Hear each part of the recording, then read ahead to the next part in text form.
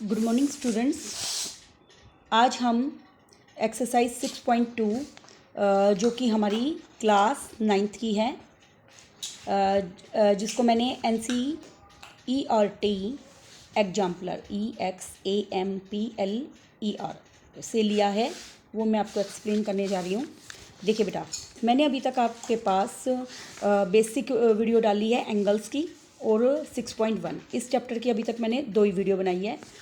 ये आपका part number 2 होगा, क्योंकि पार्ट नंबर जो बेसिक वीडियो है उसको मैंने पार्ट नाम नहीं दिया है। पार्ट नंबर 1 है आपका 6.1। अब हम करेंगे 6.2। देखिए बेटा, एंगल्स के जो कॉन्सेप्ट मैंने आपको बताए थे बेटा, एंगल्स के कॉन्सेप्ट वहीं चलेंगे। अब हम क्वेश्चंस करेंगे। देखिए क्वेश्चन है, for what values of x + y in given figure will ABC be are line, justify your answer. मुझे एक बात बताइए, मैंने आपको बताया था एक वीडियो में, दो एंगल का जब भी सम होता है वो क्या बनाना चाहिए, लीनियर पेयर। तो इधर देखिए, अगर x + y का जो जोड़ है कितना होना चाहिए, 180। कितना होना चाहिए बेटा, 180 होना चाहिए, जो कि क्या होता है, एक लीनियर पेयर होता है, तभी एक लाइन बन सकती है। देखिए जैसे इसका कैसे डायग्राम आएगा, ये एक लाइन बन जाएगी, ये x और ये इस साइड x हो जाएगा और इधर y और ये बीच में लाइन हो जाएगा ना। तो x + y का सम अगर 180 लीनियर पेयर नहीं होता तो कभी भी एक लाइन फॉर्म नहीं करेगा। इस डायग्राम में बताइए मुझे, इस डायग्राम में आपको क्या दिखाई दे रहा है? ये इस डायग्राम में तो हमें ये ऑब्ट्यूज एंगल दिखाई दे रहा है ना। ओके, हो गया आपका ये question. Next, can a triangle have all angles less than 60? इसने पूछ रखा है, क्या एक ट्राइंगल के अंदर सभी के सभी एंगल 60 से कम हो सकते हैं? तो मेरे को एक बात बताइए, 60 से कम एंगल, जैसे मैंने 59 ले लिया, मान लीजिए 59 59 59, या तो हम 59 को 3 बार जोड़ेंगे या 59 को 3 से मल्टीप्लाई कर दीजिए, एक ही बात है। तो मल्टीप्लाई ज़्यादा ईजी रहेगा। 9 3 जा 27 का 7, 2 कैरी, 5 3 जा 15 और 2 17 हो गया। मुझे बताइए, क्या तीनों एंगल का जोड़ 180 हुआ? नहीं हुआ ना। जब तक एक ट्राइंगल में तीनों एंगल का जोड़ 180 डिग्री नहीं होता वो एक ट्राइंगल्स नहीं होती। तो मैं यहाँ पे क्या लाइन लिखूंगी बेटा, sum of 3 angles of a triangle is not 180, so triangle is not possible. क्या लिखेंगे, triangle is not possible. Okay, next question देखिए, can a triangle have 2 obtuse angle? क्या एक ट्राइंगल में ऑब्ट्यूज एंगल हो सकते हैं, 2 ऑब्ट्यूज एंगल? देखो मैंने आपको बताया था ऑब्ट्यूज एंगल क्या होते हैं, जो 90 और 180 के बीच के होते हैं, वो होते हैं 90 ऑब्ट्यूज एंगल। मान लीजिए मैंने 180 से जैसे 99 मान लिया मैंने एक एंगल, तो दूसरा एंगल मान लो 175 मान लिया। कोई भी एंगल लो बेटा, कोई भी वैल्यू पुट करके देखो और अपना आंसर देखो कि क्या आपका आंसर सेटिस्फाई कर रहा है। अब देखिए, ऐड करेंगे 9 और 5 14 का 4, 1 कैरी, 9 और 7 16 और 1 17 का 7, 1 कैरी, एक और एक कितने आगे, 2। मुझे बताइए, क्या 2 एंगल का सम 180 से बड़ा हो सकता है? नहीं ना। हमेशा एक ट्राइंगल में 3 एंगल का जोड़ कितना होता है, 180। तो क्या ये पॉसिबल है? नहीं पॉसिबल ना। तो हम क्या लिखेंगे, नॉट पॉसिबल। क्यों? क्योंकि यहाँ पे 2 एंगल्स का ही जोड़ बेटा कितना आ चुका है हमारे पास, 90 से 180 के बीच में मैंने एंगल लिया, कोई भी एंगल हो, कोई भी। अदरवाइज जैसे देखिए मैं ले लेती हूँ, मान लो 90 से बड़ा ले लेती हूँ 100। ओके, एक और 100 ले लेती हूँ, मान लो दोनों सेम ले लेते हैं, तो 200 आ गया। वही 2 एंगल का जोड़ ही 180 से बड़ा आ गया, तो पॉसिबल नहीं है ना। ओके, हो गया आपका क्वेश्चन। नेक्स्ट देखिए, क्वेश्चन नंबर 3 क्या है बेटा इस क्वेश्चन में, how many triangles can be drawn its angle 45 64 and 72, give reason for your answer. देखिए मेरे को एक बात बताइए, कितनी triangles can be drawn having इस एंगल 45 64 एंड 72? मेरे को एक बात बताइए, एक ट्राइंगल है, जैसे इसके 3 एंगल दे रखे हैं, तो मैंने ऐड कर दिया 45 64 और 72। सबसे पहले तो मैं एंगल्स को ऐड करके देखूंगी कि क्या उन एंगल्स का सम 180 आ रहा है। 180 आएगा तो ट्राइंगल पॉसिबल है, वरना ट्राइंगल पॉसिबल नहीं है। तो जोड़ के देखिए, 5 और 4 9, 9 और 2 11, 1 कैरी, 6 और 4 10, 10 और 7 17 और 1 18, 181 आया। तो क्या सम ऑफ एंगल 180 आया है? नहीं आया ना। तो मैं क्या लिखूँगी यहाँ पे, sum of angles of a triangle not equal to 180, 180 के इक्वल नहीं है, so triangle is not possible, triangle is not possible, triangle possible नहीं है। इसका मतलब नंबर ऑफ ट्राइंगल्स कितनी फॉर्म हुई? 0। तो हम क्या लिख सकते हैं, नंबर ऑफ ट्राइंगल्स कितनी हो गई बेटा? 0। नेक्स्ट क्वेश्चन देखिए, how many triangles can be drawn having इस एंगल 53, 64, 63, गिव रीजन। देखिए भाई, अब मुझे वही सम करके देखना है, 53, 64 एंड 63 जोड़ के देखिए, 4 और 3 7 और 3 10 की 0, 1 कैरी, 6 और 5 11, 11 और 6 17 और 1 18, सम ऑफ एंगल्स आ गया 180। जब भी इस तरीके से सम ऑफ एंगल्स 180 आ जाए तो हम कैसे कितनी ट्रायंगल बना सकते हैं? बहुत सारी, कितनी भी बन सकती है बेटा, छोटी बड़ी कैसी भी, कितनी भी बन सकती है। तो क्या लिखेंगे? इनफाइनाइटली मैनी ट्रायंगल्स बन सकती हैं। अगला देखिए, मुझे बताइए क्या है ये, मैंने आपको वीडियो में बताया था, बिल्कुल ईजी क्वेश्चन है आपके पास। देखिए बताया था, एक लाइन पर जब एक एंगल एक ही साइड लगे हों तो उनका जोड़ कितना होता है? 180। और क्या कहलाते हैं वो? Angles on same transversal. तो मुझे बताइए, हम लिखेंगे x + 44 इक्वल टू 180। देखिए बेटा, रीजन देना बहुत ज़रूरी होता है, तो हम क्या लिखेंगे? ट्राइंगल्स ऑन सेम ट्रांसवर्सल लिख देंगे। अब देखिए x की वैल्यू क्या आएगी? 180 में से 44 को सब्ट्रैक्ट करेंगे, 10 में से 4 गए 6 और 7 में से 4 गए 3 एंड 1, तो अपना आंसर आ गया 136। देखिए next question number 7।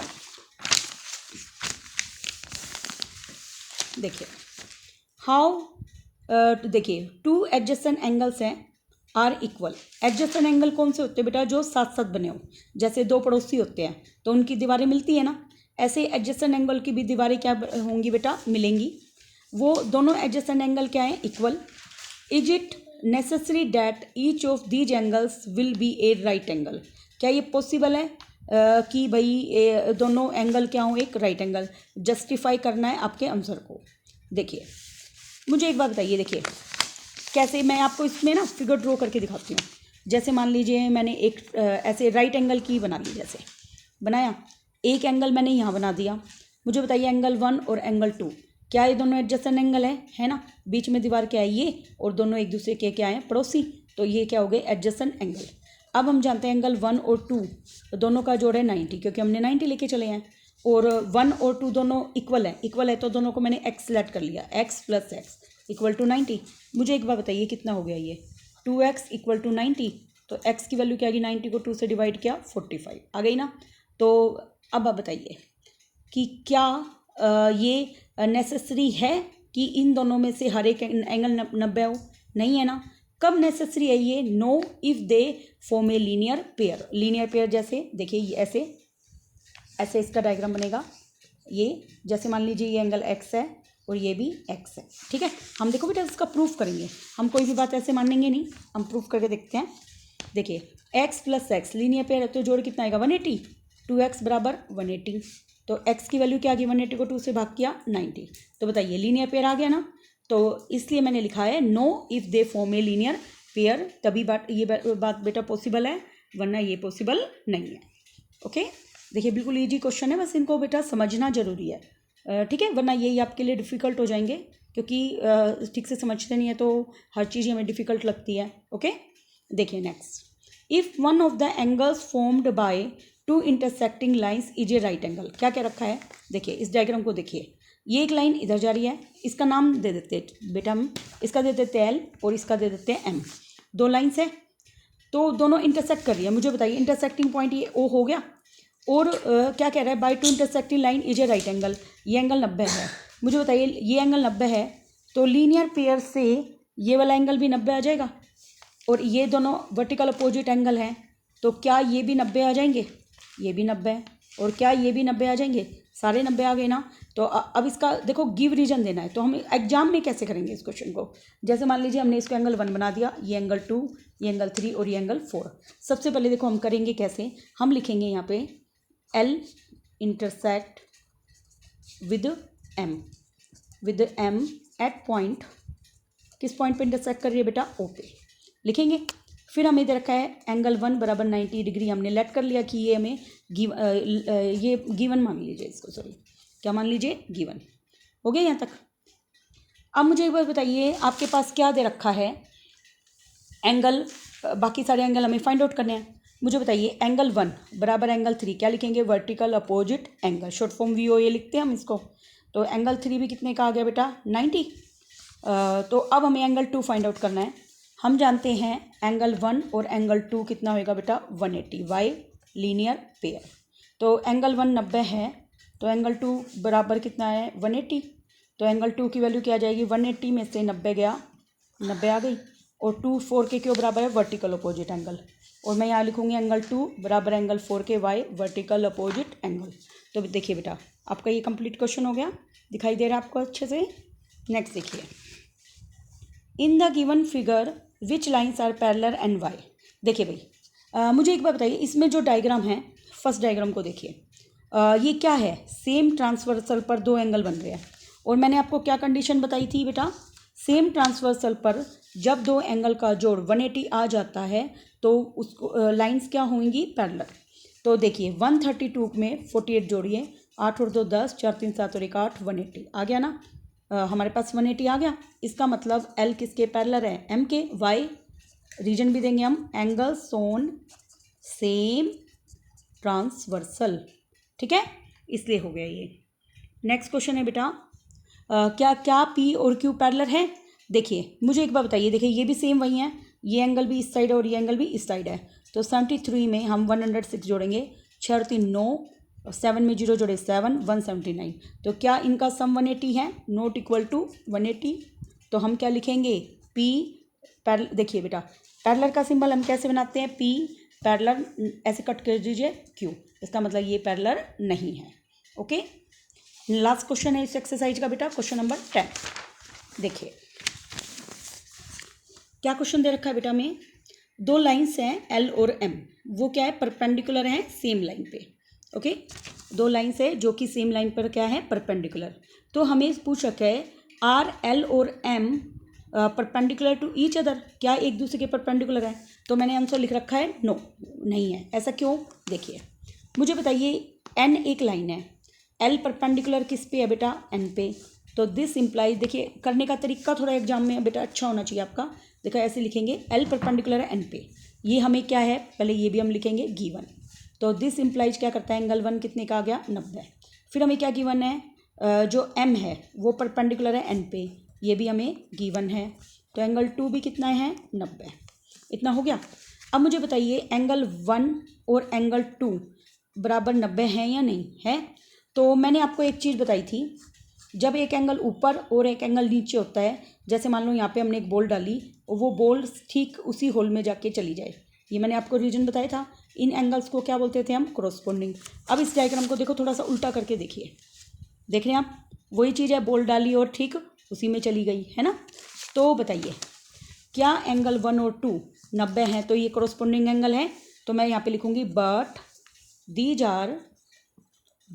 Are corresponding angles, है कोरस्पोंडिंग एंगल। तो ये इम्प्लाइज क्या करता है कि L पैरेलल है M के, not L perpendicular to M, ठीक है, वो परपेंडिकुलर नहीं है, ठीक है। या तो सॉरी इसको ऐसे लिख लेंगे, not perpendicular to M। Okay, देखिए बेटा नेक्स्ट वीडियो में हम करेंगे 6.3। इन वीडियोज़ की हेल्प से आप अपने एग्ज़ाम की अच्छी तैयारी कर लें। और जैसी आपको वीडियो लगे उस पर बेटा कमेंट जरूर करना। Thank you very much.